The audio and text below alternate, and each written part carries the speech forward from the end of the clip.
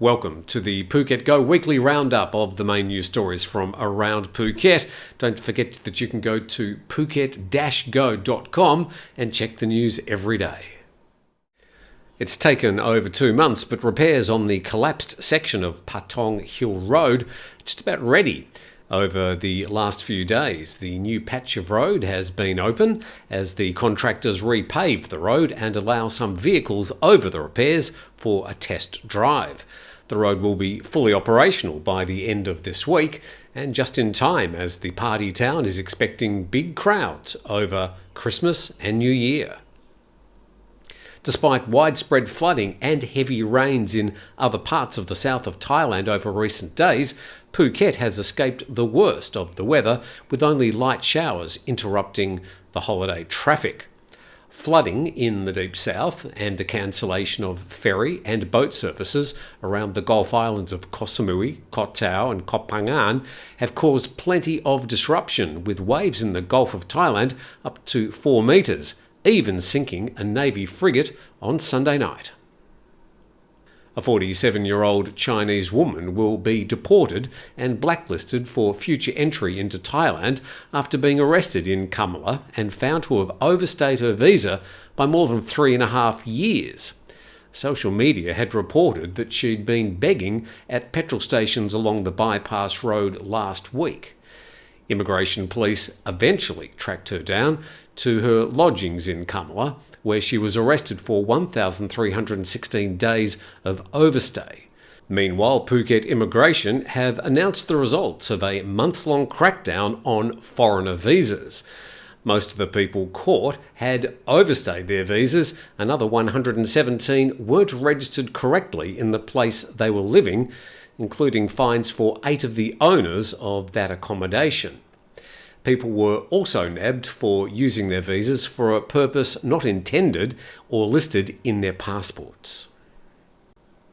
There's no more potent symbol of the rebooting of Phuket's tourism and shopping than the reopening of Patong's largest shopping precinct, Jungceylon. Last Tuesday was the first time the shopping centre had reopened, since being closed down after Phuket Airport shut down flights back in April 2020. Some of the shops tried to battle on, and the centre was also used as a vaccination location when COVID vaccines became available. Earlier this year, the Jungceylon management announced that it was intending to conduct a minor makeover of the facility and was aiming to reopen before Christmas this year. Looks like they made it. There are still many shops not reopening, and there are more renovations underway soon, but well, at least it's open again, and the rest of the shops will continue to reopen as the weeks pass. Apply within, please. There are now over 17,000 jobs waiting to be filled in Phuket's tourism sector as international travellers flock back to the island. The island's had a serious labour shortage in the province following the departure of many former tourism workers during the pandemic. While the island was shut down due to ongoing travel restrictions, there was a mass exodus of employees from hotels and other tourism-related businesses who returned to their home provinces or took up alternative employment. Now, as the foreign visitors return, businesses in the tourism sector are struggling to cope. Phuket's currently welcoming 9,000 to 12,000 foreign arrivals per day, but there's only around 1 worker for every 5 tourists. Around 40% of the daily arrivals at the moment continue to be from Russian ports. With the ongoing surge in tourists returning to Phuket, demand is fast exceeding supply when it comes to finding a beach sun lounge and umbrella at Patong Beach.